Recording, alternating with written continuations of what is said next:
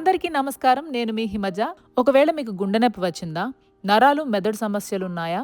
మోకాళ్ళ నొప్పులు నడవనివ్వడం లేదా? క్యాన్సర్ వ్యాధితో జీవితం నరకంగా మారిందా?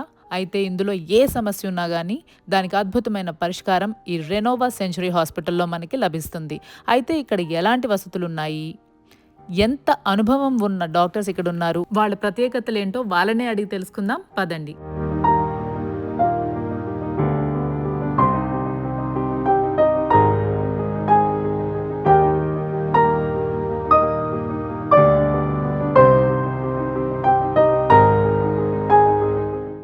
నమస్తే సార్. నమస్కారం. సో కార్డియాలజీకి సంబంధించి 2 క్యాత్ ల్యాబ్స్ ఉన్న అతి తక్కువ హాస్పిటల్స్లో మన రెనోవా గ్రూప్స్ అన్నది మెయింటైన్ చేస్తుంది కదా సార్. అసలు దీని స్పెషాలిటీ ఏంటి? క్యాత్ ల్యాబ్స్ 2 ఉండడం ఏంటి? అండ్ ఇక్కడ డాక్టర్ స్పెషాలిటీ గురించి కూడా చెప్తారా? చాలా మంచి ప్రశ్న అడిగారమ్మా. దేనికంటే మనం చాలా చూస్తున్నాం, చాలాసార్లు చాలా ల్యాబ్స్లో ఒకటే ల్యాబ్ ఉంటుంది.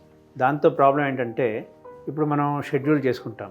ఒకరోజు ఈ సో మెనీ కేసెస్ 10-12 కేసెస్ చేసుకుంటాము. పేషెంట్స్ వెయిట్ చేస్తుంటారు. ఎలెక్టివ్ ప్రొసీజర్స్ ఉంటాయి. ఆ ఎలెక్టివ్ ప్రొసీజర్స్ అవుతున్న టైంలో 24 అవర్స్లో ఎప్పుడైనా కూడా హార్ట్ అటాక్ పేషెంట్ రావచ్చు. ఓకే, ఎమర్జెన్సీ రావచ్చు. ఎమర్జెన్సీ హార్ట్ అటాక్ వచ్చినప్పుడు హార్ట్ అటాక్కి బ్రహ్మాండమైన ఫస్ట్ క్లాస్ ట్రీట్మెంట్ ఏంటంటే వెంటనే ఆ రక్తనాళం మూసుకుపోయిన దాన్ని కార్డియాక్ క్యాథెటరేషన్ ల్యాబ్కి తెచ్చి వెంటనే ఎమర్జెన్సీ యాంజియోప్లాస్టీ స్టెంట్ చేయడం అనేది స్టాండర్డ్ ఆఫ్ కేర్. ఓకే, ఇది వరల్డ్ ఓవర్. దాంట్లో కూడా కేవలం యాంజియోప్లాస్టీ స్టెంట్ చేయడమే కాదు, ప్రతి నిమిషం important. It's like a fire accident. మీరు ఫైర్ యాక్సిడెంట్ అయినప్పుడు 2 రోజుల తర్వాత వచ్చి దాన్ని ఆపుతారంటే ఉపయోగం లేదు. 2 రోజులు కాదు కదా, 2 నిమిషాలు కూడా ఆ అగ్ని నాశనం అయిపోతుంది. Spot treatment. Exactly same way heart attack అనేది ఒక రకమైన అగ్ని ప్రమాదం.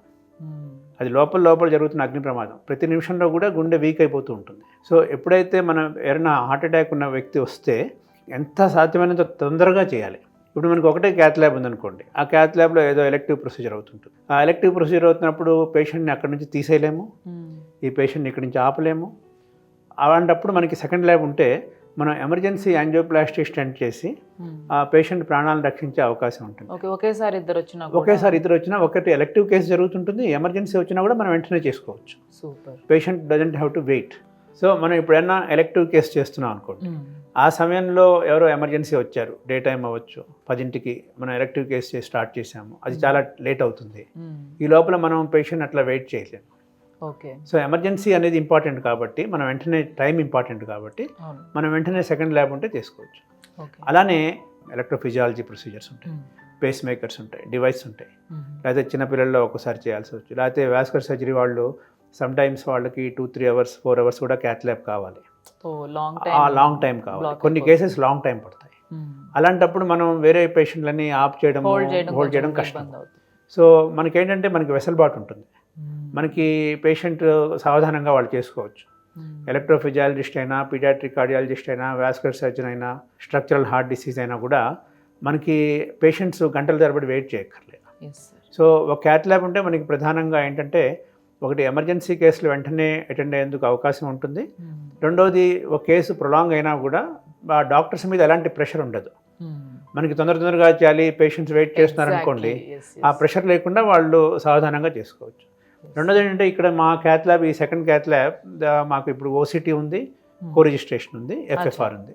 సో ఇవన్నీ కూడా ఏంటంటే మనం వాటి ద్వారా మనం యాంజియోప్లాస్టీ స్టెంట్ చేసినట్లయితే మనకి పేషెంట్స్కి చాలా మేలు కలుగుతుంది. ఇప్పుడు యాంజియోప్లాస్టీ స్టెంట్ అనేది ఇన్వేజివ్ ప్రొసీజర్. ఏ ఇన్వేజివ్ ప్రొసీజర్కైనా కూడా కొంచెం గొప్ప కాంప్లికేషన్స్ ఉంటాయి, రిస్క్స్ ఉంటాయి, ఇమ్మీడియట్గా కానీ లాంగ్ టర్మ్లో కానీ. అది సుమారు 5% అనుకోండి.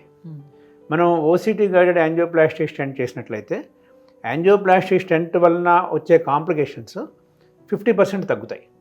ఓకే. సో మనకి పేషెంట్ సేఫ్టీ చాలా ఇంపార్టెంట్.